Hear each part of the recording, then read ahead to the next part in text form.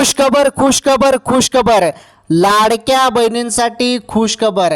लाडकी बहीण योजनेचे जे काही 1500 रुपये आहेत ते आले.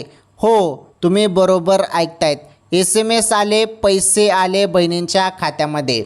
हे बघा, आपण सर्वजण हप्त्याची वाट बघत आहे. मी अपडेटची वाट बघत आहे आणि तुम्ही पैशांची वाट बघत आहेत. 1500 रुपयाच्या हप्त्याची वाट बघत आहेत. तर बहिणींनो, माझ्या माता बहिणींनो, रक्षाबंधन निमित्त सर्व लाडक्या बहिणींना गिफ्ट काय, तर जुलैचा हप्ता तुम्हाला गिफ्ट मिळणार आहे बहिणींनो.